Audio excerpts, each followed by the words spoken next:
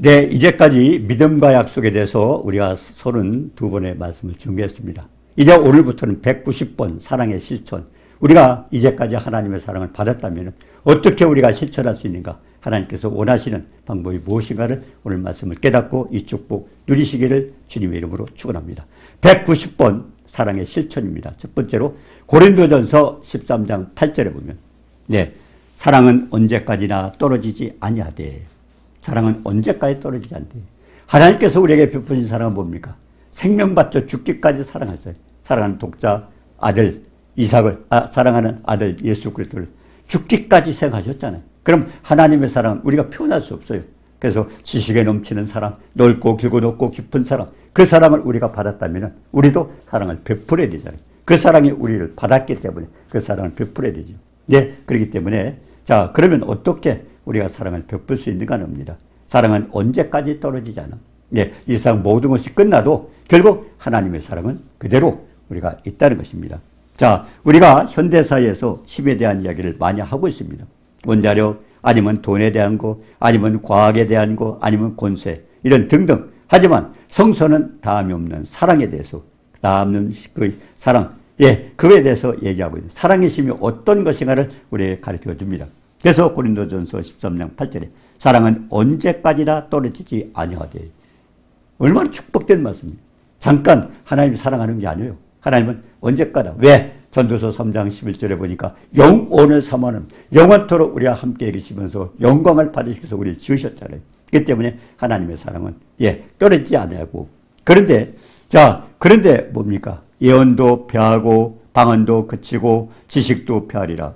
우리는 부분적으로 알고 부분적으로 예언하니 온전한 것이 올 때는 부분적으로 하던 것이 폐하리라. 예, 고린도전서 10장 8절에서 10절 굉장히 중요한 내용입니다. 얼마나 많은 사람들이 이 말씀 가운데 착각을 하고요. 비판을 하고 아니면 역사가 안 일어나고 왜 그럴 겁니까? 사랑은 언제까지나 떨어지지 않고 우리가 하나님 앞에 갈 때까지 사랑은 있습니다. 그렇지만 중요한 것은 예언도 폐하고 은사 받은 사람들이 예언도 끝날 때가 있습니다. 방언도 끝날 때가 있습니다. 그리고 지식도 끝날 때가 있습니다. 자, 그리고 우리는 부분적으로 알고 내가 다 알아서 하는 게 아닙니다. 하나님은요, 우리의 지체가 다섯 손가락일 때 다섯 손가락이 똑같은 일을 하는 게 아니에요. 엄지나 검지나 장가락이나 오명지 새끼가 각각 일이 다른 것처럼 하나님 마찬가지예요. 선지자도 마찬가지예요. 우리가 신구약 성경을 보면 선지자 다 똑같은 예언을 하지 않았어요. 각각 달라요. 하나님은 우리 부분적으로 맡겨주셨지 우리가 한 사람의 모든 걸 알 수 있다고. 우리가 잘못하면 착각하면서 내가 하나님께 뭐든 할 수 있다고 생각하면 안 됩니다. 우리 지체예요. 각 지체의 부분대로 하나님께서 주신 사명이 있기 때문에 우리는 부분적으로 하고 있습니다. 그런데 부분적으로 하는 것도 이제 피할 때가 있어요. 그것도 끝날 때가 있어요. 사랑은 끝나지 않지만 여러 가지 은사도 그렇고 이와 같은 것을 피하리라. 그런데 언제? 온전한 것이 올 때 이걸 가지고 지금 얼마나 많은 사람들이 착각하고 있어요. 온전한 것이 뭐냐? 그렇기 때문에 구약시대는 하나님이 역사하셨지만 지금은 역사하지 않는다고 했습니다. 얼마나 많이 참 잘못된 얘기입니다. 온전한 것이 올 때는 모든 것을 피하리라고 했어요. 이 온전한 것이라는 그 단어를 얼마나 많은 사람이 착각하고 있어요. 온전한 것을 어떤 사람은 성경이 기록되어 있어요. 성경이 쓰여질 때 끝났다고. 그래서 초대교회는 이런 역사가 일어났지만 지금들 하는 것들은 잘못된 것이다. 아닙니다. 성령이 이 땅에 계시는 한은 하나님이 우리의 사랑을 보여주시는 한은 하나님과 함께하는 동안은 언제든지 이런 모든 그것이 우리가 은사도 그대로 할 수 있다는 걸 깨닫는. 굉장히 많은 사람들이요 이 말씀 때가 착각하고 있어요. 고린도전서 13장에 있는 내용은 온전한 것이 올 때는 부분적으로 하던 건 다 끝났다고. 그런데 온전한 것이 올 때는 예수 그리스도께서 오시는 겁니다. 그때까지. 그래서 고린도전서 13장 12절에 우리가 지금은 거울로 보는 같이 희미하나 은사로 나타나고 성령사에 갈 때는 거울처럼 희미하나 그때는 얼굴과 얼굴을 대하여 온전한 주님을 직접 만났을 때는 그때는 어때요? 얼굴을 대하여 볼 것이요 지금은 내가 부분적으로 하나 그때는 주께서 하시는 것처럼 내가 온전히 알리라. 주님이 오셨을 때를 얘기하는 겁니다. 자, 그런데 그때는 요한일서 2장 28절에 보면요. 주께서 나타내신 바 되면 그가 강림하실 때, 주님 강림하실 때, 주님이 강림하셨을 때 그때를 얘기하는 겁니다. 지금도 얼마나 많은 사람이 은사 가지고 이런 거에다 주님이 그랬잖아요. 나를 믿는 자는 나의 하는 일을 저도할 것 이보다 큰 것다. 또 우리가 마가복음 16장 17절에 뭐랬어요? 믿는 자에게는 표적이 따르니 내 이름으로 귀신을 쫓아내며 새 방언을 말하며 뱀을 집으며 독을 마실지라도 해를 받지 않으며 병든 자에게 술을 언제든지 다리라. 근데 왜 그렇게 했을까요? 주께서 함께 역사하사 왜 사도들이 나가서 복음을 전파할 때 그 말씀 속에 주께서 함께 역사하사 따르는 표적으로 말씀을 확실히 증거되게 하는. 결국 우리가 말씀 속에 주님이 역사하시는 겁니다. 그런데 어떤 은사는 언제 끝났고 어떤 사람에게 나타나고 이렇게 하고 있습니다. 아닙니다. 얼마나 많이 은사에 대해서 착각을 하고 있습니까? 부분적으로 했던 거 그렇게 하고 있어요. 부분적으로 하고 있고 그리고 언제는 표할 때 있지만 결국 하나님의 사랑은 표하지 않는다 그랬습니다. 그래서 요한일서 2장 28절에 주께서 나타나실 때 그때를 온전한 것이 올 때 그렇게 말씀하고 있습니다. 자, 고린도전서 12장 7절에 보면 각 사람에게 성령의 나타남을 주시면 유익하게 하랍니다. 성령을 왜 주셨는가요? 아버지께서 인간이 타락하고 아담의 범죄한 후에 이것을 해결할 수 있는 방법이 뭡니까? 죽어야 돼요. 죄의 삭은 사망이라. 우리 죽으면 돼요. 하나님이 우리를 죽이려고 만드시지 않았잖아요. 하나님은 전도서 3장 11절에 보니까 영원을 사모하는 마음을 주셨어요. 영원토록 함께 하시려고 영광을 받으시기 위해서 우리를 만들어 주셨어요. 그리고 영원토록 함께 하시길 원하십니다. 근데 우리 죽이려고 하면 안 되잖아요. 하나님 만드신 목적이 있는데 그래서 하나님은 그 방법을 어떻게 하셨어요?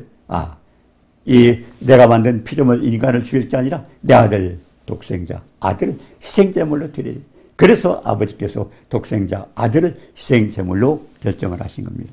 자, 그러면 아버지의 뜻을 따라서 말세가 언제입니까?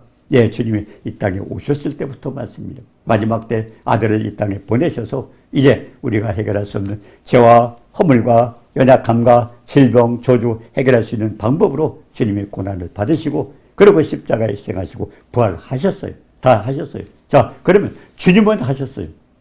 그럼 우리하고 어떤 관계가 있습니까? 우리가 관계가 없잖아요. 주님은 하셨죠. 그 관계를 해주기 위해서 우리에게 성령을 보셔서 성령을 통해서 아버지께서 주님께서 하신 모든 것들을 우리가 직접 체험할 수 있도록 만들어주신 거예요. 성령. 그렇기 때문에 성령이 임하실 때 우리의 그와 같은 역사가 일어나게 되어 있습니다. 자, 그렇기 때문에 성령이 계시는 한은 하나님의 사랑이 우리에게 부어졌고 그리고 성령이 계시는 한은 모든 은사도 역사도 그대로 나타나게 되어 있습니다. 근데 왜 역사가 안 일어나니까 초대교회만 일어났다 은사 받은 사람만 일어났다 왜 그럴까요? 그분의 믿음이 그런 거예요. 그분의 믿음이. 어떻게 믿냐?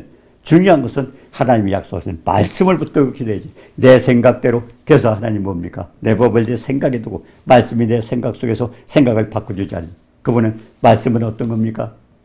하나님은 창조주 하나님께서 성령의 감동을 받아서 선지자를 통해서 우리에게 기록을 했잖아요. 그렇기 때문에 하나님 창조주 창조주 하나님께서 주신 약속입니다. 그 약속 깨달을 수 있어요? 우리는 피조물이고 하나님은 창조주입니다. 그렇기 때문에 못 깨닫고는 그냥 내 멋대로 생각을 하는 거예요. 아니요. 기록된 말씀 위에 우리가 넘어가면 안 됩니다. 그 말씀대로 우리는 그대로 믿으면 됩니다. 왜? 성령을 통해서 주신 말씀이기 때문에. 그래서 우리도 그 말씀대로 믿어야 돼. 얼마나 많은 사람들이 자기 생각 집어넣고 이런 거 저런 거 해가지고 엉뚱하게 믿고. 누가 그래요? 우리가 마태복음 13장 25절에 곡식을 뿌렸더니 잠잘 때 가라지를 또 뿌렸다. 영적으로 잠자고 있기 때문에 가라지가 역사한 겁니다. 가라지를 뿌린 겁니다. 그래서 항상 깨어있고 성령이 충만해야 된다는 것을 우리가 알 수 있습니다. 자, 그래서 고린도전서 12장 7절에는 각 사람에게 성령이 나타남을 주는 은사죠. 왜? 우리에게 유익하게 하기 위해서 그렇게 주셨어요. 유익이 뭡니까? 하나님께서 주신 모든 은혜를 우리가 체험할 수 있도록 우리가 경험할 수 있도록 그렇게 만들어 주신 거예요. 그렇기 때문에 성령을 못 받으면 할 수가 없어요. 성령의 감동을 받아서 기록된 말씀이기 때문에 성령의 감동을 받아서 그래서 우리가 하나님께 기도하는 겁니다. 성령께서 가르쳐 주셔야 돼요. 그래서 여호수아 1장 8절에 그랬잖아요. 내 법을 내 율법책을 내 입에서 떠나지 말고 이건 지식을 얻어요. 입에서 떠나지 말고 읽고 지식을 얻고 그러면 어떻게 해요? 그것을 받았다면 이제는 우리는 그걸 묵상해서 근데 묵상이 뭐예요? 성령께 도움을 얻는 겁니다. 아버지께서 내 이름은 성령 그가 너에게 모든 것을 가르치고 내가 너에게 말한 것을 생각나게 한다. 주님이 주신 말씀 깨닫고 생각나게 누가 하셔요? 성령께서 하셔요. 성령께서. 주님 베푸신 엄청난 사랑이 있습니다. 십자가를 통해서 베푸신 사랑을 내가 그것을 은혜를 입으려면 성령께서 역사해 주셔야 돼요. 그래서 성령이 충만해야 돼요. 왜? 성령을 받지 못하면 우리 속에는 선한 것이 없기 때문에 할 수가 없어요. 은사받은 사람이 착각하는 게 그겁니다. 성령을 받지 못하면 마귀가 역사해요. 마귀가 역사해요. 그래서 성령 충만해서 하나님의 은혜를 사모하고 그래서 묵상할 때 하는 겁니다. 그래서 나를 사랑하는 자가 나의 사랑을 입으며 나를 간절히 찾는 자가 나를 만난다고 그랬고 시편 107편 9절에도 사모하는 심령을 만족케 하시고 주님 영혼에게 좋은 것으로 채워주신다고 하는 약속을 사모해야 돼요. 사랑해야 돼요. 간절히 사모해야 돼요. 그때 하나님 주십니다. 나를 사랑해. 하나님을 사랑할 때 하나님도 우리 사랑을 베푸는 또 사랑이 뭡니까? 그의 계명을 지키는 자라 나를 사랑하는 하나님의 말씀을 지키지 않고 어떻게 사랑이 되는 겁니까? 말씀을 내가 지킬 때 그것이 사랑을 우리가 받는 겁니다. 자, 그래서 마태복음 12장 33절에 그랬잖아요. 네, 마음을 다하고 지혜를 다하고 힘을 다하여 하나님을 사랑하는 거예요. 하나님 사랑해야 돼요. 몸과 마음을 다해서 하나님을 사랑해야 돼요. 예, 그래야 하나님의 사랑을 깨닫게 하고 우리가 축복을 받게 돼요. 왜? 나를 사랑하는 자가 나의 사랑을 입은 나를 간절히 찾는 자가 나를 만날 것이요. 부귀가 되게 했고 장구한 재물과 의도 그랬다. 우리가 추구하는 모든 부귀와 장구한 재물과 의가 그 안에 다 있지 않습니까? 그래서 중요한 것은 내가 사모해야 돼요. 그렇지 않고 그냥 교회 가서 앉았었더니 내가 직분을 받고 있었더니 내가 오래 다녔더니 내가 모태 신앙했더니 그래서 은혜를 주신다. 착각하면 안 됩니다. 아닙니다. 그건. 내가 사모해야 돼. 사랑해야 돼. 네. 그래서 우리가 그러면 성경에 어떻게 합니까? 마가복음 12장 33절에 마음을 다하고 지혜를 다하고 힘을 다하여 하나님을 사랑하는 것과 또 이웃을 자기 자신과 같이 사랑하는 것이 전체 드리는 모든 재물과 기타 재물보다 나으니라 했습니다. 재물보다도 하나님을 사랑하는 것, 이웃을 사랑. 하나님 주신 십계명이 뭡니까? 성경의 전체 내용은 하나님은 사랑이시라. 그걸 둘로 나누면 하나님 사랑과 이웃 사랑입니다. 십계명의 1, 2, 3, 4 계명은 하나님 사랑입니다. 5, 6, 7, 8, 9, 10은 이웃 사랑입니다. 그러니까 하나님을 사랑하고 이웃 사랑하고 그것이 십계명의 내용입니다. 그렇기 때문에 오늘 사랑의 실천은 이웃에 대해서 우리가 어떻게 할 것인가를 오늘 말씀을 봅니다. 그래서 로마서 13장 10절에 사랑은 이웃에게 악을 행하지 아니하나니 그러므로 사랑은 율법의 완성이라. 율법. 율법의 완성. 내가 사랑하면 율법 다 지키는 거예요. 그러니까 우리가 율법에 구약의 율법이 뭡니까? 613가지 율법이 있어요. 하지 말아라 365, 해라 248. 그런데 그거 지킬 수 있어요? 우리 인간이 어떻게 지킵니까? 이건 내가 행위로 하는 겁니다. 지킬 수 없어요. 지킬 수 없어요. 자, 그런데 그걸 해결하는 분이 누구예요? 그래서 우리가 해결할 수 없기 때문에 하나님은 독생자 아들 희생하시면서까지 그 사랑을 해결해 주신 겁니다. 그래서 율법의 완성은 뭡니까? 율법의 완성은 이웃에게 악을 행하지 아니한다고 그랬는데 결국 아버지가 아들을 희생시킨 겁니다. 그 사랑을 받았어요. 그 사랑 엄청난 사랑이에요. 지식에 넘치는 사랑과 넓고 길고 높고 깊은 그 사랑입니다. 그 사랑을 받았다면 우리도 그 사랑을 베풀어야 돼요. 그냥 받는 게만 아니잖아요. 베풀어야 돼요. 하나님 사랑하고 이웃 사랑하고. 그래서 오늘 사랑의 실천에 대해서는 이웃 사랑에 대해서 계속 말씀을 살펴보고자 합니다. 자, 사랑은 율법의 완성이라고 했어요. 이 말씀 가지고 굉장히 많은 사람이 착각을 하고 있습니다. 로마서 3장 19절에 보면 율법이 말하는 것은 율법 아래 있는 자들에게 말하거든요. 율법. 이스라엘 백성들에게 율법을 주셨잖아요. 그러니까 율법을 지키는 게 뭡니까? 613가지. 하지 말아라, 해라, 613가지 주셨잖아요. 근데 거기서 뭡니까? 율법이 말하는 것은 율법 아래에 있는 자들에게. 그러고서 모든 입을 막고 온 세상으로 하나님 심판합니다. 율법은요, 이 세상 모두가 심판 아래 있다는 걸 가르쳐 주는 거예요. 그 심판을 피할 수 있는 방법이 뭐예요? 하나님 사랑. 결국 희생제물로 결국 율법을 누가 끝내줘야 돼요. 율법을. 그래서 예수 그리스도께서는 율법을 완성으로 오신 겁니다. 율법이 말한 것은 율법 아래 있는 자들을 결국 하나님 심판 아래 있다는 것을 가르쳐 주기 위해서 그렇습니다. 그렇기 때문에 창세기 2장 17절에 보니까 창세기 2장 17절 굉장히 중요한 말씀입니다. 십계명 주시기 전에 하나님께서 창세기 2장 17절 말씀을 주셨어요. 그 말씀이 뭡니까? 선악을 알게 하는 나무의 열매를 따먹지 말라. 먹이면 죽으리라.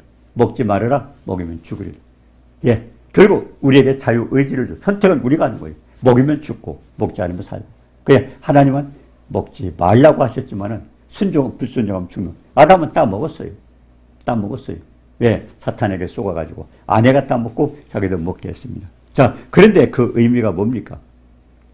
우리가 야고보서 4장 11절 12절에 보니까 형제들아 서로 비방하지 말라. 지금 이웃사랑에 대해서 얘기하는 거예요. 형제들아 비방하지 말라. 형제를 비방하는 자나 형제를 판단하는 자나 곧 율법을 비방하고 율법을 결국 하나님을 비방하고 하나님을 판단하는 겁니다. 이웃을 비방하고 하는 것은. 그렇기 때문에 내가 만일 율법을 판단하면 율법의 준행자가 아니오 재판. 그건 하나님만 하시는 거예요. 우리는 할 수 없어요. 그러니까 우리가 남을 비방하고 남을 판단하고 이런 것이 엄청난 무서운 죄라는 걸 모릅니다. 그렇기 때문에 얼마나 많은 사람들이 생명을 많이 잃었어요. 사회 가다가 그 사람들 생명 잃는 일 대개 보면 여기서 다 있어요. 네. 그리고 12절에 뭐라고 했습니까? 입법자와 재판관은 오직 한 분, 하나님만이 할 수 있어요. 그래서 능히 구원하기도 하시며 멸하기도 하시느니라. 너는 누구에게 이웃을 우리의 인간은 남을 판단할 수 있는 자격이 없어요. 왜? 우리는 내 생각, 내 뜻대로 하기 때문에. 그래서 하나님은 진리의 말씀으로 놓여요. 그렇기 때문에 창세기 4장 7절이죠. 제 소원은 너에게 있을지라 너는 저를 다스리라. 뭘 다스려요? 말씀이 고리입니다. 그걸 보고 말씀이 아니면 안 되죠. 말씀에 순종하고 하는 겁니다. 그렇기 때문에 창세기 4장 7절에 주의 소원은 너에게 있으라 다스리라. 어떻게 다스려요? 하나님 말씀을 가지고. 우리는 진리의 말씀이 우리 안에 없기 때문에 말씀을 가지고 다스려요. 하나님은 진리의 말씀을 하시는 분이잖아요. 그러니까 입법자와 재판관은 하나님 한 분이라는 겁니다. 그래서 선악을 알게 하는 나무를 따먹지 마라. 굉장히 중요한 얘기입니다. 로마서 2장 1절에 그랬잖아요. 로마서 2장 1절에 남을 판단하는 사람아 누구를 막론하고 네가 핑계치 못할 것은 남을 판단하는 것으로 네가 하도를 종잡이 판단은 네가 하든. 남을 판단하면 자기는 그런 판단 안 하는 자기가 할 수 있기 때문에 그래서 남을 판단할 자격이 없다는 겁니다. 하나님의 심판은 진리대로 하기 때문에 결국 사람은 남을 판단하고도 결국 판단받을 일을 자기가 하기 때문에 그때 판단할수록 죄를 쌓는 거예요. 자기 죄를 쌓는 겁니다. 그래서 선악을 알게 하는 남을 따먹지 말라는 것은 굉장히 중요한 의미가 많아요. 선악을 내가 판단할 수 있는 자격이 안 된다는 거예요. 우리 속에 죄가 있기 때문에. 로마서 7장 18절에 그랬잖아요. 우리 속에 죄가 있기 때문에 선하는 것을 원하지만 우리는 내가 원치 않은 악을 행하는 이유가 뭐예요? 죄성이 있기 때문에 그렇습니다. 자, 그래서 로마서 2장 6절에 그랬죠. 하나님께서 각 사람에게 행한 대로 보응하시되. 남을 판단하는 사람은 결국 하나님의 의로우신 심판이 심판하는다. 그것은 결국 진노를 쌓는다. 심판받을 짓을 하고 있다는 것입니다. 자, 그래서 우리가 갈라디아서 3장 19절에 보면 그런즉 율법은 무엇이냐? 범법함으로 도와진 것이라. 천사들을 통하여 한 중보자의 손으로 베푸신 것이니 모세를 통해 주셨잖아. 약속하신 자손이 오시기까지 이거 중요한 겁니다. 갈라디아서 3장 19절에 보니까 약속하신 자손이 누구요?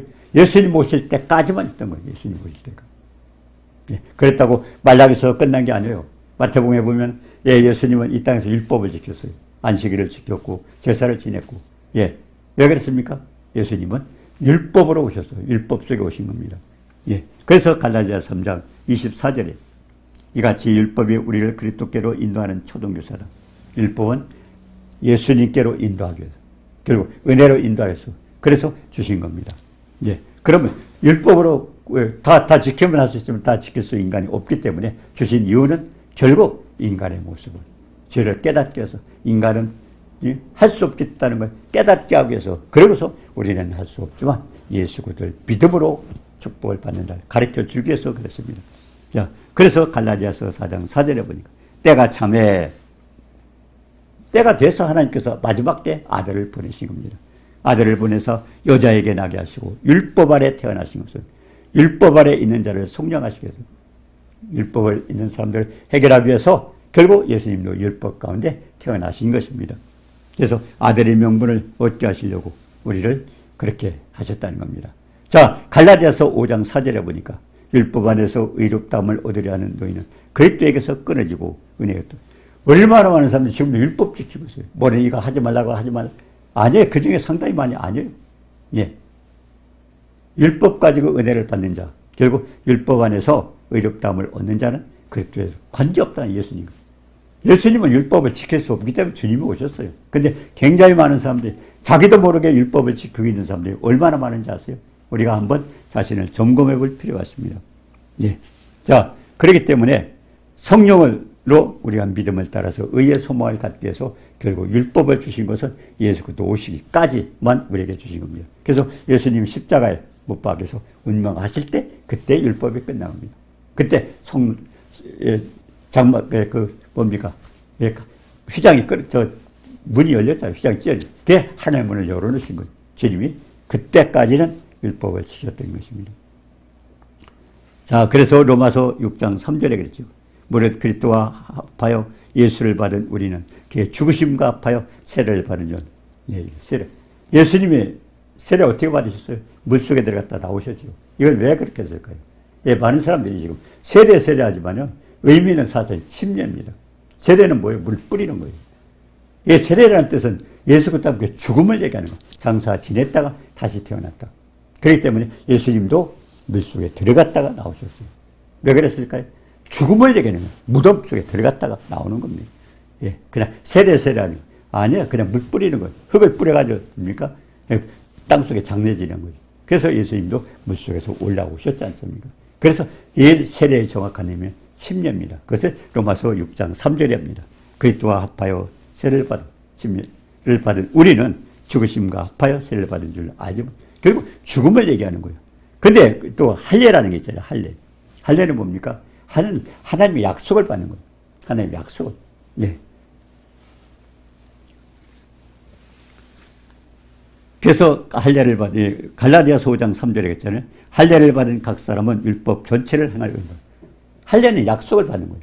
그렇기 때문에 구약 때는 할례를 받았지만 그 약속을 다 이행하라고 그랬습니다. 그래서 할례를 받은 사람은 하나님의 약속을 받을 책임이 있어요. 그래서 할례와 세례가 틀립니다. 세례는 사실은 침례고요. 그건 죽었다가 사는 거예요. 할례는 양피를 베어서 결국 인간으로 말하면 포경수술이죠. 그걸 해서 결국 약속을 받는 그 표시입니다. 그러니까 할례와 세례의 의미가 틀려요. 다른 사람 같은 걸로 생각하는데 아닙니다. 그 약속을 받는 거고 세례는 예수 그리스도와 함께 죽었다가 다시 살아나는 거. 그걸 얘기하는 겁니다. 의미가 다르죠. 그래서 세례는 침례가 정확한 의미입니다. 그래서 요즘 성경에 보니까 밑에다 하단에다 침례라고 이렇게 표시하지 않습니까? 자, 창세기 17장 11절에 그랬잖아요.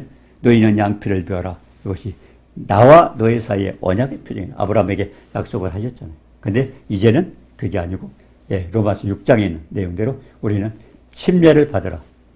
그래서 예수님은 마태복음 28장에 그랬잖아요. 모든 족속으로 세례를 주고 아버지와 아들과 성령의 이름으로 세례를 주고 내가 분반 모든 걸 가르쳐주시라. 그럼 세상 끝날까지 다야 함께하리라. 결국 세례, 결국 침례를 얘기하신 겁니다. 그래서 그 의미는 정확한 의미는 물속에 장사 지내는 침례를 말씀하시는 겁니다. 예. 자, 그러면 지금은 어떤가요? 지금은 히브리서 8장 10절에 보니까 내 법을 대해 생각해 두고 생각이 바뀌어야 돼요. 그리고 마음에 기록하라. 이제 마음에 심비다. 심으라는 마음속에다 심으라고 그랬습니다. 그래서 요한일서 우리가 고린도후서 3장 3절에 보니까 너희는 그리스도의 편지라. 왜 그리스도의 편지인가요? 우리가 먹으로 된 것이 아니라 하나님이 살아계신 하나님의 영으로 육의 신비, 마음판에 새겼기 때문에 그래서 그리스도의 편지라고 했고요. 요한일서 4장 16절에 보니까 하나님이 우리를 사랑하시는 사랑을 우리가 알고 믿으니 하나님은 사랑이시라. 하나님의 사랑 우리를 지으시고 영원토록 함께 계시라고. 그리고 그래서 뭡니까? 전도서 3장 11절에 영원을 사모하는 마음을 줘서 영원토록 하나님과 함께 계시기 때문에 그분은 사랑이십니다. 그런데 중요한 것은 그 사랑은 뭐예요? 하나님 사랑 10계명이죠. 하나님 이웃을 사랑하고 하나님을 사랑하고. 그래서 1, 2, 3, 4는 하나님 사랑, 5, 6, 7, 8, 9은 이웃 사랑입니다. 그런데 창세기 2장 17절에 보니까 선악을 알게 남. 결국 그렇게 선악을 알고 네가 판단하면은 그는 사랑하는 게 아니라는 겁니다. 그렇기 때문에 남을 판단하지 말라고 그랬습니다. 자, 요한일서 4장 8절에 사랑하지 아니하는 자는 하나님을 알지 못하니. 사랑하지 않는 게 뭐예요? 마귀가 역사하는 거예요. 미혹게 하는, 나를 미워하는. 사랑하지 아니한 자는 하나님께 속하지 않았다 그랬습니다. 예. 사랑하지 아니하는 자는 하나님을 알지 못해요. 그래서 창세기 2장 17절도 마찬가지고요. 예. 결국 남을 미워하거나 판단하거나 하지 말라는 겁니다. 예. 그건 하나님은 사랑이시기 때문에 결국 하나님을 알지 못했기 때문에 미움이 있다는 겁니다. 로마서 13장 8절에 그랬죠. 피차 사랑의 빛 위에는 아무것도 빛도 지지만 사랑의 빛은 사랑은 얼마나 봐도 되지만 남을 사랑하는 건 괜찮지만 그런 빛 위에는 비치지 말라고 그랬습니다. 남을 사랑하는 자는 율법을 다 이루어요. 그래서 사랑하는 자. 예수님께서 율법을 이루면 예수님은 죽기까지 생활했잖아요. 생명 바치셨잖아요. 우리 사랑하는 자. 그래서 그분이 율법을 이루셨고 그분을 믿음으로 인해서 우리는 하나님의 의의 백성이 된 것입니다. 자 우리가 십계명을 보니까요. 십계명 중에 이웃사랑에 대한 것입니다. 이웃사랑 제9계명이 보면 7계명이죠. 간음하지 말아라. 6계명은 살인하지 말아라. 그리고 8계명은 도둑질하지 말아라. 그리고 10계명은 탐내지 말아라. 이와 같아요. 결국 5, 6, 7, 8 계시면 전부 이웃사랑에 대해서요. 이웃사랑. 그러니까 이웃을 해치지 말라는 겁니다. 그 위에 다른 계명이 있을지라도 거기에 보니까 내 이웃을 내 자신과 같이 사랑하라. 내가 자신을 사랑한 것처럼 이웃도 사랑하라는 게 하나님의 뜻입니다. 그렇게 엄청난 생명 바쳐 죽기까지 한 사랑을 내가 받았기 때문에 그 사랑을 받은 자답게 너도 다음은 사랑하라 그랬습니다. 예. 그리고 뭐라 했습니까? 5계명이 있어요. 예. 1, 2, 3, 4 하나님 이웃 사랑이고 5, 6, 7, 8 보시면 이웃 사랑인데 이웃 사랑의 첫 번째가 누굽니까? 부모를 공경하라. 그러니까 이웃은 인간과 인간관계, 인간과 인간관계, 부모 사랑. 부모 사랑하지 않는 것은 이웃 사랑하지 않는 겁니다. 부모를 공경하지 않는 것은. 그래서 우리가 에베소 6장 2절에 했잖아요. 약속이 있는 첫 계명이다. 예. 되게 그렇잖아요. 보이는 이웃, 결과 부모입니다. 보이는 이웃을 사랑하지 못하면 보이지 않는 하나님을 사랑하는 것 가짜를 거짓말하는 거예요. 그렇기 때문에 부모 사랑하지 않고 그러면서 내가 하나님 사랑한다는 건 전부 거짓말하지 말라는 겁니다. 네. 그래서 이웃사랑 첫째 계명이 부모 공경입니다. 5계명. 그래서 약속이 있는 첫 계명이다. 그래서 부모를 공경하는 자 하나님 약속까지도 잘 주고 장수하는 그런 축복까지도 준다 그랬습니다. 그래서 거짓 증거하지 말아라. 이 9계명. 예. 그리고 거짓말하지 마라. 우리가 하나님 사랑도 마찬가지예요. 우리가 하나님 사랑 받고 있잖아요. 성령이 너희에게 임하시면 권능을 받고 증인의 사명을 감당하라고 그랬잖아요. 그런데 하나님 여기 다른 사랑 그대로 전하라는 겁니다. 저도 그래요. 저는 사실 지금 오늘 190번의 말씀을 증거하고 있습니다. 이 말씀 시작된 첫날요. 저는 어떤 기도했냐면 하나님 제가 나이도 먹고 이제 할 수 있는 게 없잖아요. 그러니까 운명할 때까지 제가 받은 은혜를 지식에 넘치는 사람과 넓고 깊고 높고 깊은 전하게 해주세요. 근데 그날 바로 어떤 분이 그래서 요즘 유튜브가 있어서 그렇게 할 수 있는데요. 근데 그래서 저는 그런 시설도 없고 아무것도 없었어요. 근데 제가 사실은 오늘 여기 시설이 있는 여기 있는 유 목사님과 함께 전화를 했어요. 그때 유 목사님 만나자 그래서 그날 당일 만나가지고 첫 번째, 두 번째 시작된 것이 이게 시작된 겁니다. 제 소원은 지금도 그렇습니다. 이게 저는 성경 공부를 차례대로 하고 있는 거예요. 단계적으로. 그렇기 때문에 제가 하는 말씀 때로는 은혜가 안 될 수도 있어요. 근데 저는 차곡차곡 구원받지 못한 사람이 그 말씀을 들으면서 차츰차츰 변해서 은혜 받는 그런 과정을 지금 전하고 있는 겁니다. 그래서 믿음과 약속에 대해서 30번을 전했고 이제 오늘부터는 하나님 사랑을 어떻게 실천할 것인가 이제 사랑에 대해서 계속 전합니다. 은혜가 안 될지 모르지만 저는 하나님께 기도하고 하나님 즉시 응답받고 하는 겁니다. 하나님 굉장히 기다리셨던 것 같아요. 그래서 저는 이런 간 사람도 아니고 소문난 사람도 아니고 부흥강사도 아닙니다. 그렇기 때문에 중요한 것은 누군가 말씀을 삼아 계속 들었을 때는 뭔가 하나님